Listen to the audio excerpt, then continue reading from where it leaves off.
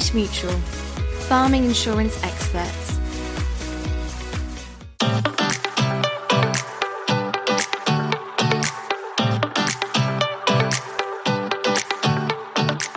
Hello and welcome to this bonus episode of Farming Focus, the podcast for Southwest farmers brought to you by Cornish Mutual. I'm your host, Peter Green. In our main episode last week, we talked about how climate change is affecting weather patterns and food production. One issue that comes up again and again when it comes to this topic is water, whether that's too much of it at the wrong time or not enough of it when it's needed most and often in the wrong place. So for this short bonus conversation, I'm joined again by Ben Andrews and Guy Singh-Watson to explore water as one of farming's most critical and increasingly pressured resources, from drought resistance to drainage. So let's start with the basics and the broader picture. Guy, how's climate change making water management more challenging for British farmers? Well, I guess it's getting water on the land when you need it. For vegetables, I'm talking about irrigation. I think the days of growing anything other than winter brassicas and leeks without irrigation have passed, even in the southwest. And then probably equally important, getting rid of the water. Having a good open, free draining soil structure and a robust soil surface protected by vegetation as much as possible to avoid soil loss from the field. Okay, thank you. So Ben, how have you had to adapt to, I guess, both water scarcity and excess in recent years on your farms? I'd say we've very much been at the mercy of the river that runs through the farm.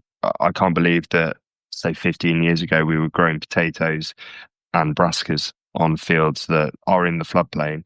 And now that, the thought of cultivating those is just madness. But also knowing what I know about rivers and river health and ploughing up river meadows is something that I wouldn't plan to do anyway.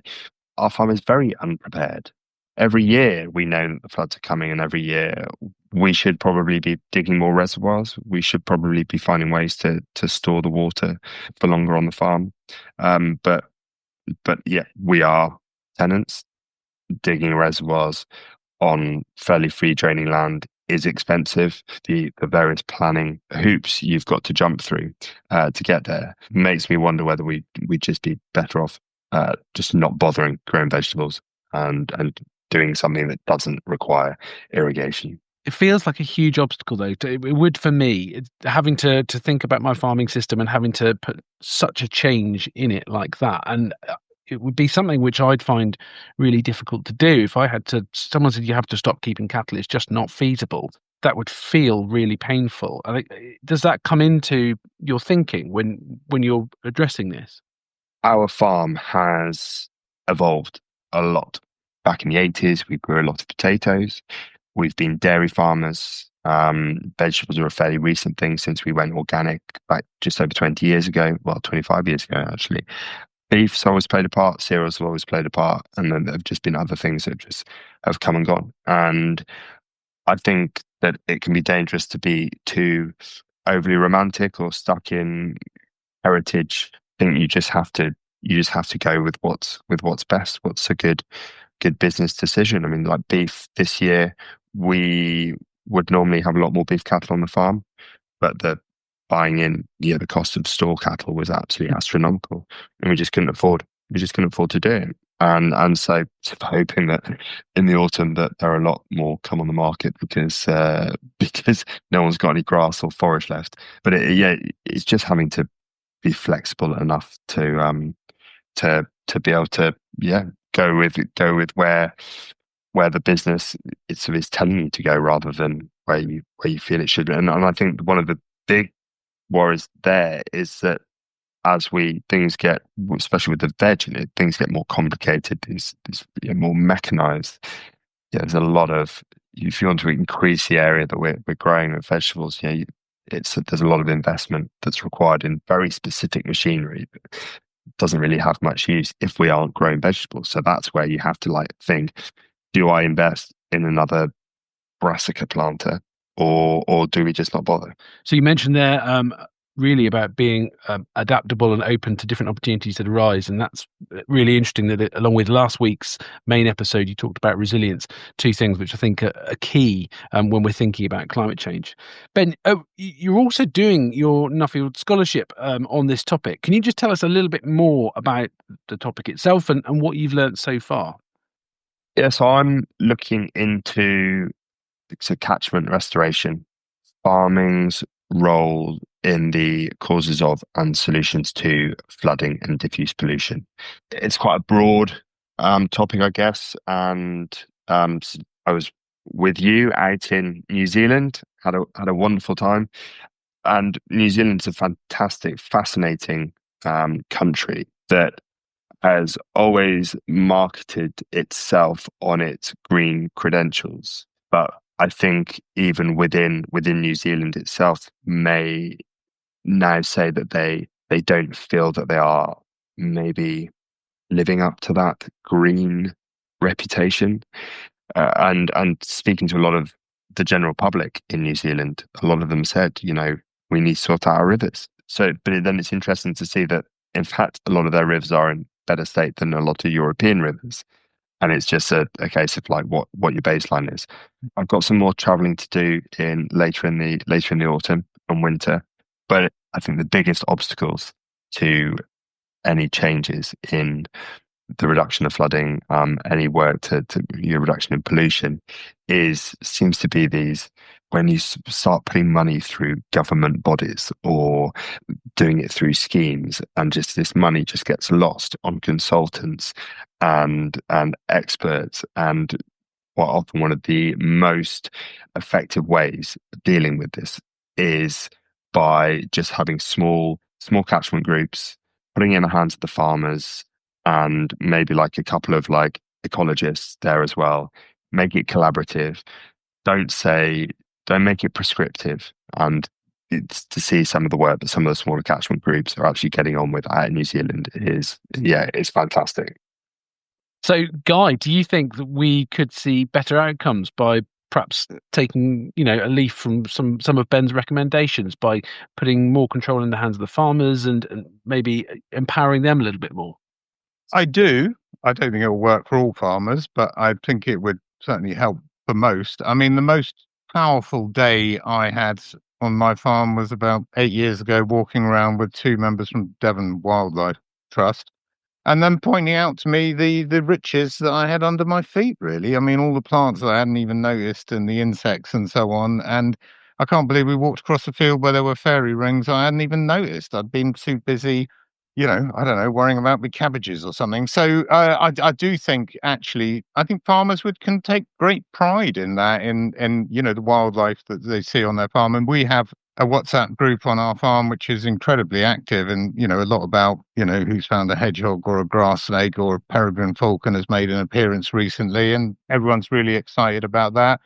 And also working with a Dart catchment group, Friends of the River Dart, who seem to have some resources anyway, and doing the stream that runs up through our valley and is actually reasonably polluted. It's not awful, but and we all want to know where it's coming from. And if it's us, we want to sort it out. So I think that, working together and having a pride in what you're doing and feeling supported, not necessarily condemned. I think most people do want to be part of the solution rather than part of the problem. There are, unfortunately, some farmers who are not going to respond to that sort of approach. And, for them, I think, legislation and the threat of action, court action is probably the only thing that will happen, or losing any payments that they're still getting if they're not complying with environmental legislation, I think has to be followed up. Yep, completely agree. But I'm sure none of those farmers would be amongst the listenership to Farming Focus podcast. So they are, they're definitely a minority. Guy, I really wanted to ask you about Ripple Effect. So that's a charity which works alongside families in East Africa so that they can grow more food. I believe you've been out there a number of times. What climatic effects or changes perhaps have you seen? Yeah, well, I've been working with Ripple Effect. It was called Send a Cow. Actually, it was started by a bunch of Devon farmers who did indeed send in calf heifers to Uganda. I think going back to the 80s, possibly maybe the 90s. They're now much more involved in training farms in agroecological effect, mostly subsistent farmers with probably 1 to 3 acres. And I was there in November last year, and it was absolutely heartbreaking to see a farmer, often a woman, sometimes HIV positive, who's tilled, an acre to grow maize, which is where they won't pick a single cob because of the rains have failed. And the rains have failed because of climate change. And we are the causes of climate change in the West. They aren't, but they are the ones that are suffering way more than Ben and myself. And it is absolutely heartbreaking, I found. And, to some extent, the training and, better agricultural techniques, moisture conservation, a lot of really, really complex mixed up cropping, which I found really, really inspiring. Possibly moving away from maize towards more drought tolerant crops like sorghum and so on. But I do think they need some help with infrastructure, which in the particular in the region of Kenya, where I spent quite a lot of time, I think has got to mean, really carefully planned community asset boreholes, that will be used, for, so often people are carrying water 2 kilometers on their heads in plastic tubs, barrels. It's grinding poverty. Yeah.